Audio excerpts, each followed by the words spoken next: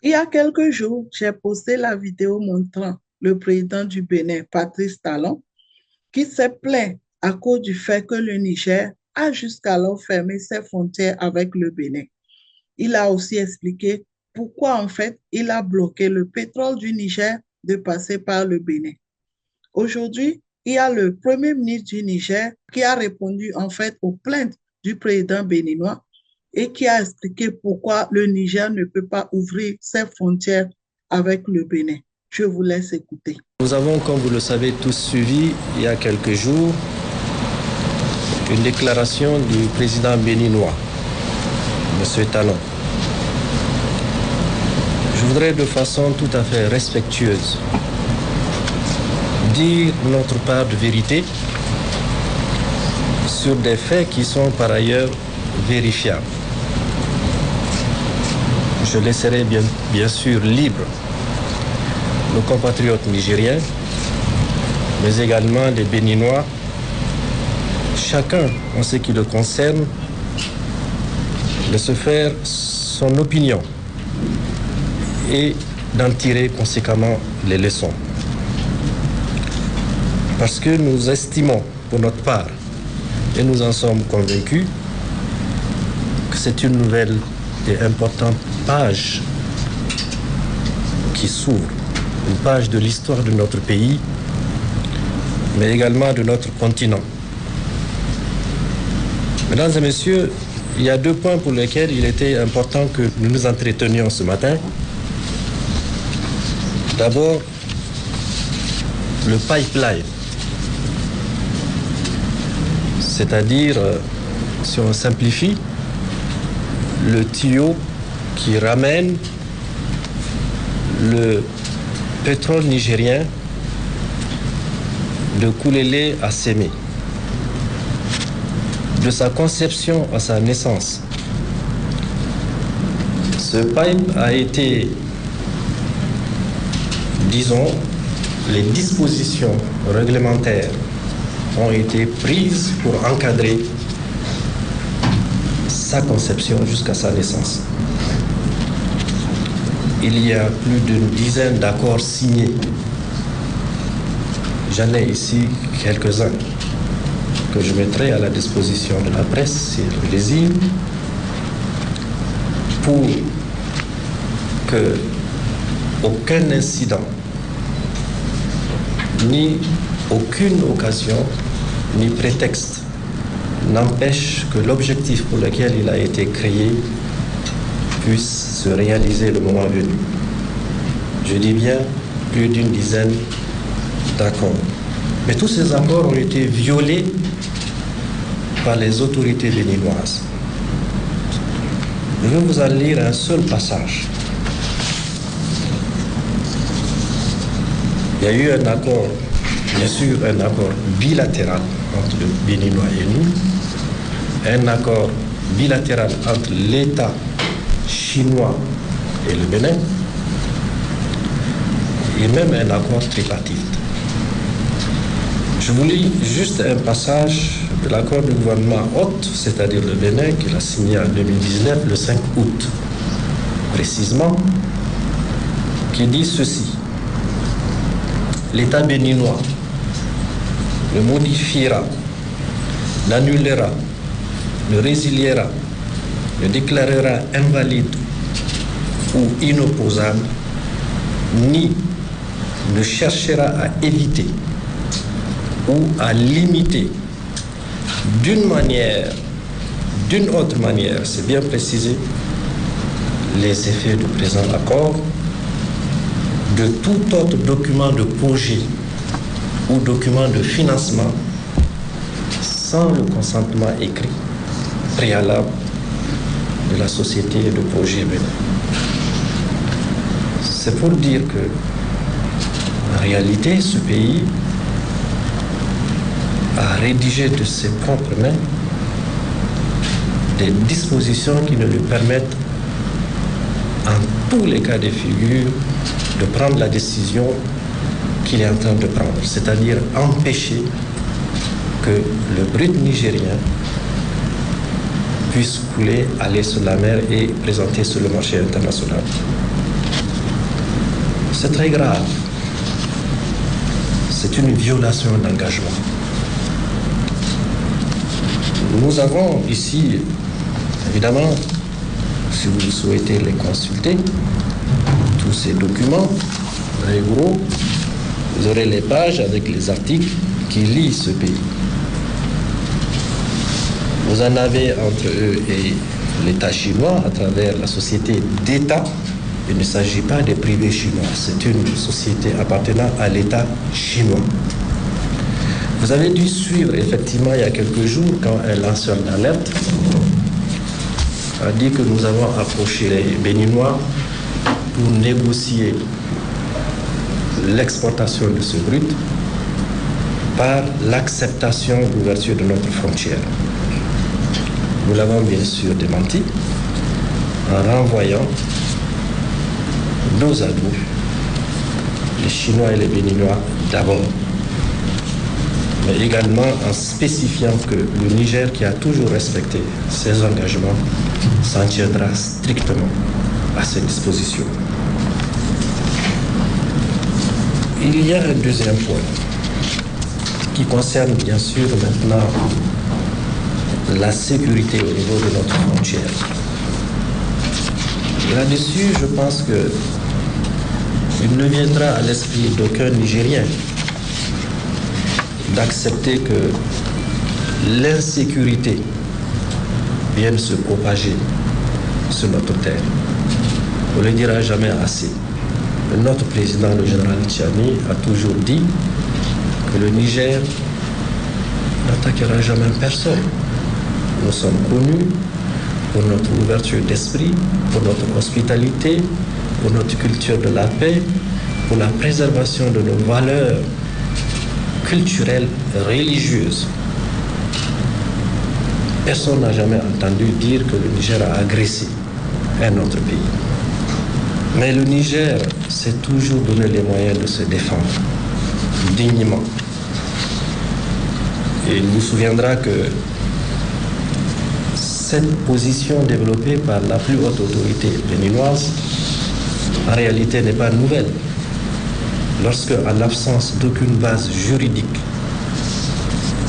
l'institution à laquelle nous appartenions, qui est la CEDEAO, avait pris aveuglément, uniquement, de manière irresponsable, des mesures punitives contre notre pays, il y a un certain nombre de pays appartenant à cette organisation, qui est derrière nous, qui se sont montrés, je dirais, dans une position assise, je dirais même, je pèse mon mot, avec hargne. Et cela a été tout à fait inacceptable pour nous. Parmi ces pays, il y a bien sûr le Bénin, à travers son président. Tout le monde l'a vu, comment il a appelé, au-delà de la fermeture étanche de la frontière, il a porté sur lui le message de la guerre qu'il fallait livrer à notre pays. Si aujourd'hui, nous faisons la lecture des éléments, des traces de cette position, on ne devrait pas en être étonné. Et en cela, nous avons décidé, malgré l'ouverture des frontières, il faut le rappeler, nous avons 7 frontières. La seule qui a gardé de manière étanche, qui a été gardée de manière étanche, c'est celle avec le Bénin. Il faut le dire, même pendant la période de punition. Mais en dépit de l'ouverture ou de la suspension de ces punitions qui n'ont pas empêché à notre pays de continuer de vivre, nous avons souverainement décidé de garder notre frontière fermée avec le Bénin. Pourquoi? Pour une bonne et simple raison, que nos anciens partenaires qui sont les Français, lorsque le peuple nigérien dans son ensemble, derrière notre président, le général Tchiani, a décidé que ces partenaires qui ne jouaient pas franc jeu avec nous devraient partir, il faudra vous en souvenir. Ils avaient insisté pour que leur porte de sortie soit le Bénin. Nous avons refusé cela en leur disant que la seule concession que nous pourrions leur faire, c'était d'emprunter la voie de 1500 km et de s'en aller. Ce qu'ils ont fait. Il faut saluer l'esprit de respect pour l'autre de notre peuple. Aucun incident n'a eu lieu pendant le désengagement des troupes françaises de notre territoire. Il y a eu une réunion au plus haut niveau où le chef de l'État a ordonné que toutes les populations le long du trajet soient sensibilisées de manière à laisser passer ces troupes avec leurs bagages pour qu'ils quittent nos territoires. Mais il ne faut pas se tromper. Ils ont fait 1500 km, mais ils sont revenus là où ils voulaient, de là où ils voulaient sortir la première fois, c'est-à-dire sur le territoire de la République du Bénin. Même si, dans la déclaration qu'on a tous suivie, le président béninois a dit que ce serait ridicule qu'on pense que le Bénin amasse ses troupes avec l'appui d'autres éléments pour envahir le Niger. Il ne viendra jamais dans l'esprit d'aucun Nigérien de croire que le Bénin viendrait envahir le Niger. Jamais. Et on ne l'a jamais dit d'ailleurs. Parce que nous avons dit que sur le territoire de la République du Bénin, il y a des bases, y compris certaines d'entre elles, où on entraîne des terroristes qui doivent venir déstabiliser notre pays. Voilà pour des raisons de sécurité simples, des raisons pour lesquelles nous avons décidé de garder cette frontière fermée, malgré les liens historiques et millénaires que nous avons avec le peuple béninois, qui lui-même, nous savons, qui n'est pas d'avis avec certaines des positions de leur autorité. La carte où se trouvent ces bases, exactement, il y en a 5, dont une où il y a des entraînements pour venir déstabiliser. Ils le font d'ailleurs à l'extrême ouest du pays. Ces bases de déstabilisation connues et documentées dans les localités de Tourou, Kandi, Borga, Parc de W, Madekali, pour ne citer que cela. Donc ce n'est pas une vue de l'esprit, c'est une vue réelle sur la base d'éléments documentés. Voilà la raison pour laquelle notre pays a dit, pour l'instant, nous gardons fermé cette frontière jusqu'à ce que le Bénin décide de traiter de cette question essentielle. Pour revenir à la question du pipe, comme vous le savez, toutes les règles internationales disent que vous ne pouvez pas empêcher un pays de l'interland, c'est-à-dire un pays qui n'a pas accès à la mer, d'avoir cet accès. C'est une chose sur laquelle nous pensons que c'est aux Béninois de regarder cette situation, de l'analyser et, comme je l'ai dit un peu plus haut, d'en tirer les leçons. Sur la question également des céréales, vous avez dû suivre pour dire que les productions céréalières sont destinées au Niger sous la forme de fraude. D'abord, le Niger n'a jamais demandé que ces céréales produites au Bénin, et donc concernant le revenu des Béninois, rentrent sur notre territoire sous la forme de fraude. Tout ce que nous faisons depuis le 26 et bien avant, c'est de lutter contre la fraude. Donc si les Béninois décident, c'est-à-dire les producteurs, de tenter, malgré la fermeture de frontières, de venir écouler leurs produits, grand bien leur en face. Nous avons laissé, parce que ce sont les mêmes populations de part et d'autre. Et le Niger n'est strictement pas dépendant de ces importations. Il faut le dire. Nous avons aujourd'hui des éléments pour prouver. C'est une décision que le Bénin a eu à prendre, nous la respectons, nous en prenons acte, mais il ne faut pas accuser le Niger d'être responsable du renchérissement des prix de ces céréales. Donc, nous respectons la décision prise par le Bénin en ce qui concerne ces interdictions d'entrer sur notre territoire sous la forme de fraude. En conclusion, nous disons que cette attitude du Bénin, plutôt au travers de la plus haute autorité, nous rappelle malheureusement une sorte de volonté d'asphyxier le Niger. Et ça n'a pas démarré aujourd'hui.